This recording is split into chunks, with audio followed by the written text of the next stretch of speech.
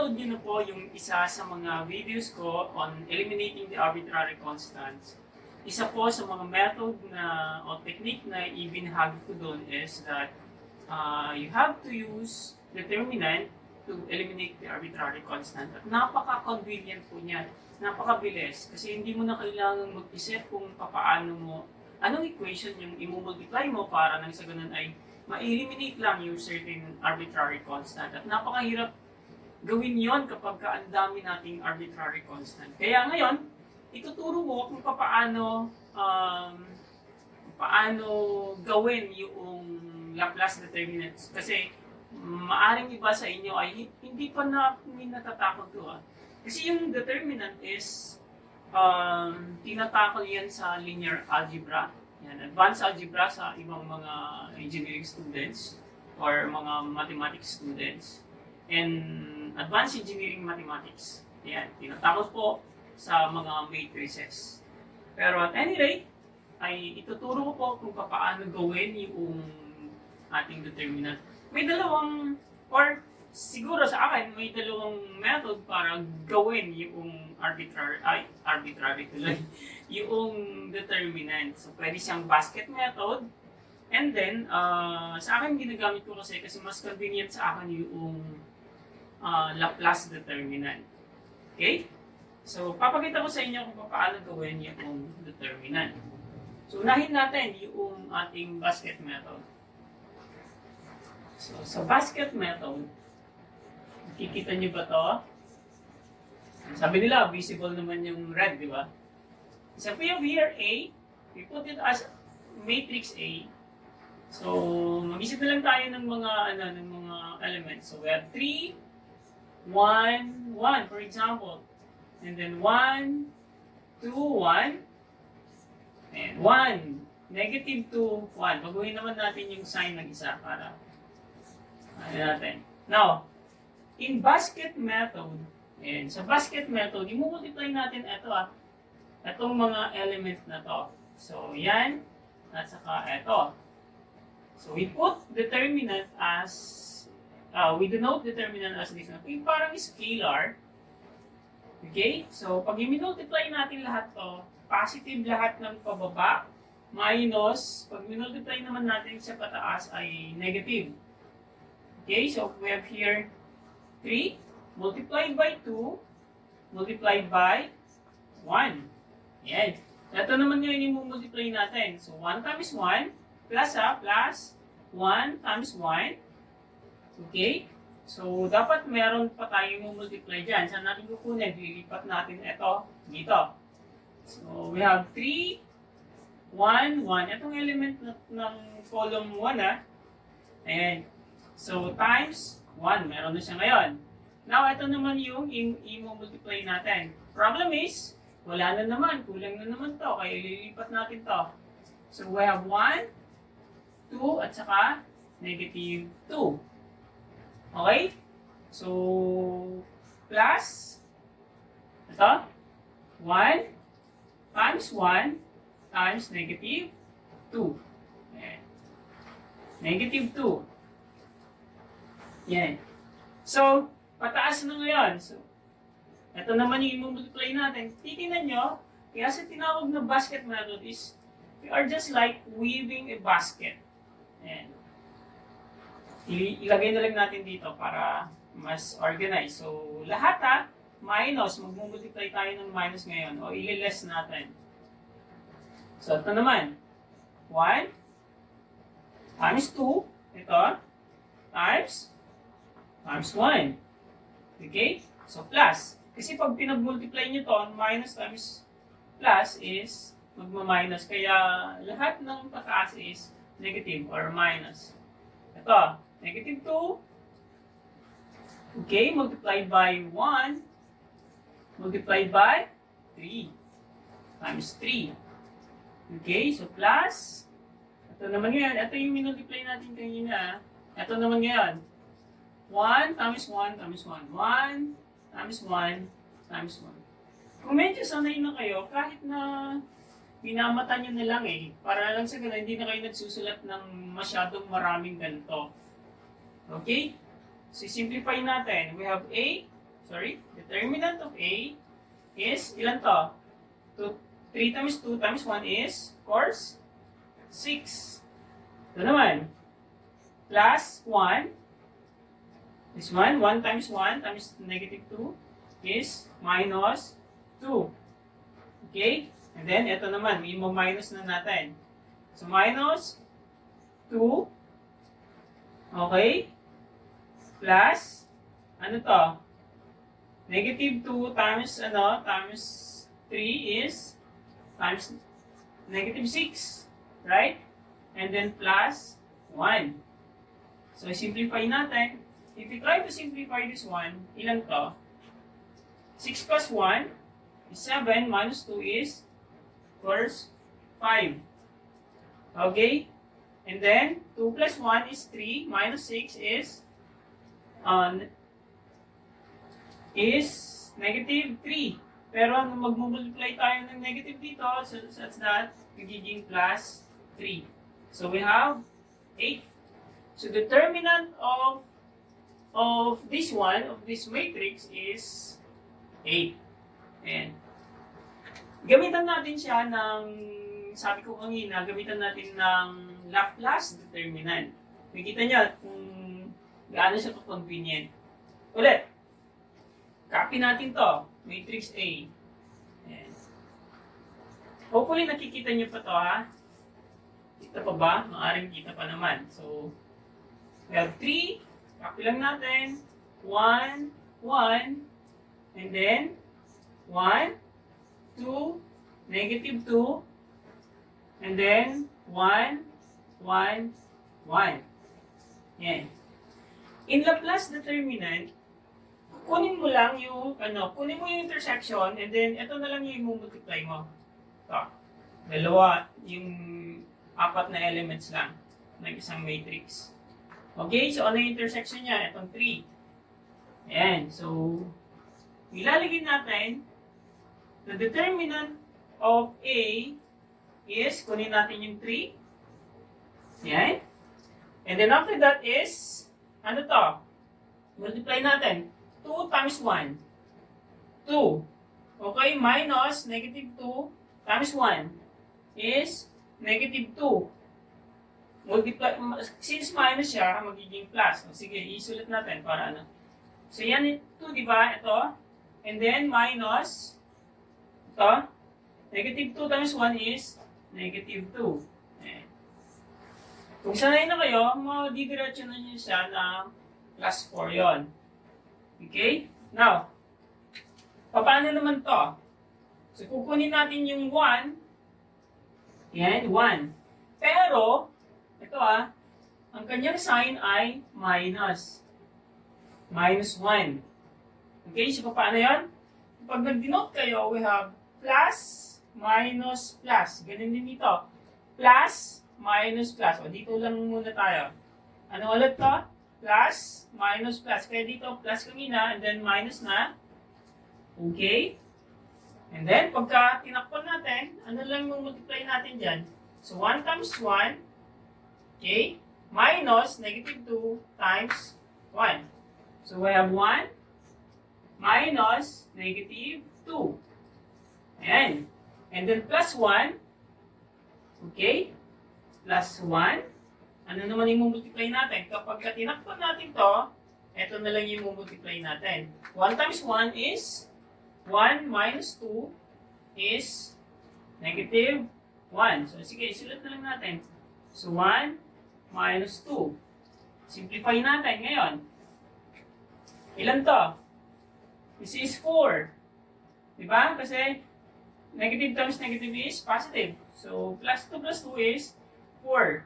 Times 3 is 12. Ayan. So, we have 12. Ilan naman to ngayon? So, negative times negative is positive. So, this is 3 times 1 is negative 3. Right? So, negative 3. Ito naman. Ilan to? So, 1 minus 2 is negative 1 times 1 is negative 1. Okay, kung titingnan nyo to, 12 minus 3 minus 1.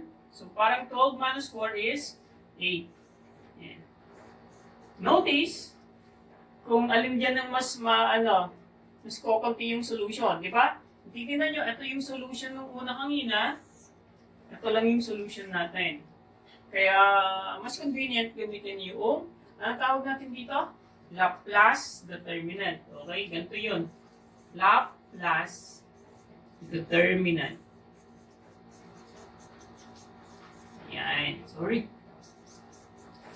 Okay, so ito kanina, basket method, ito naman yung tawag nating Laplace determinant.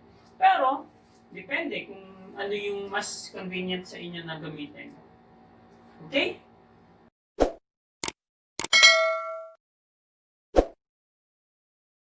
Okay. Siguro nagtataka kayo kanina kung bakit siya plus minus plus. Plus minus plus yung ginamit natin dito kanina. Okay? Actually, may theory or logic behind. Sa matrix, diba, we call this yung bawat number sa isang, hindi siya number, pwede siya kasi yung isang term sa isang matrix is, we call that element. So, meron tayong element 1, 1, or meaning that is, column 1, and then, column 1, row 1, column 1. And minsan dinidenote natin na Aij. Okay? So, yung, or A, sa iba ay AMN. And, or that is row, column.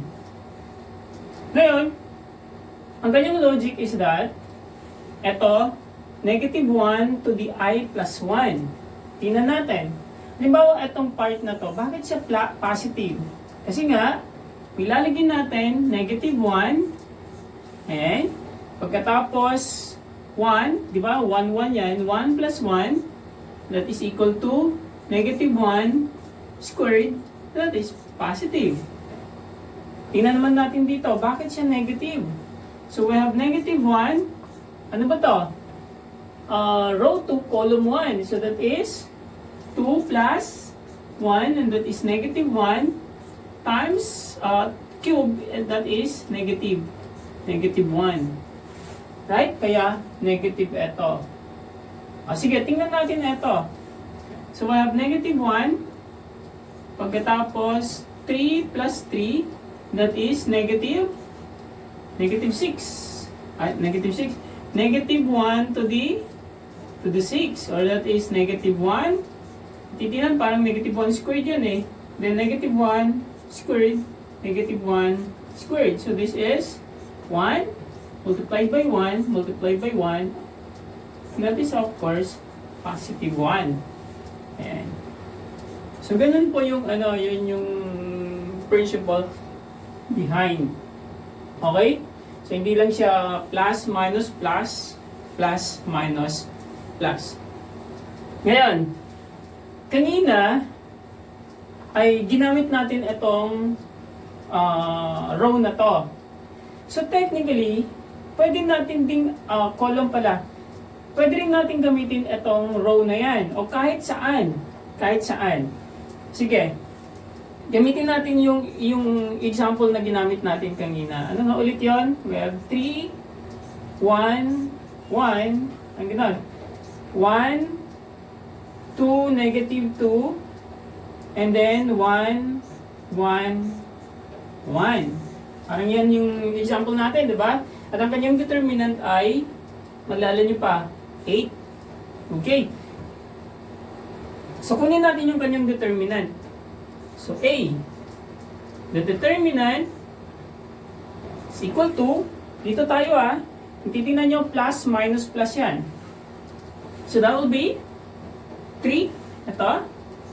3 multiplied by, ilan to? 2 times 1.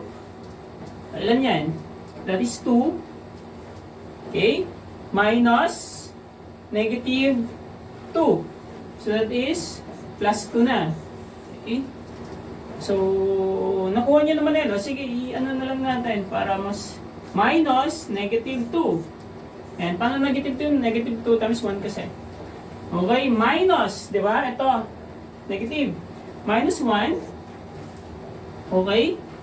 Identical naman kasi. Yan. So, kung tatakpan natin to, ano na lang yung mamumultiply natin? Ito, 1 times 1, di ba? 1 times 1 minus 1. So, 1 minus 1. So, definitely 0 na yun. Okay? So, plus. Ayan, ito naman tayo ngayon. Ito. Nagets nyo? Kunin natin yung 1. So, 1. Okay? Kung kinuha natin, ito naman yung multiply natin. So, negative 1. And negative 1. Negative 1. 1 times negative 2 is negative 2. Right? Negative 2 minus 2. Ilan to? Negative 2 minus 2 is negative 2. Right? So, titignan natin, this is 12. Okay? Plus 0 or minus 0. Ayan. Ano to? Negative 2 minus 2 is negative 4. Minus 4, and that is actually 8. So, tingnan nyo, kahit saan dyan, pareho lang yung makukuha nating determinant kapag ginamit natin yung Laplace determinant. Kahit saan dito, di ba? Yung kanina is, ito yung ginamit natin. Sinubukan natin gamitin naman to.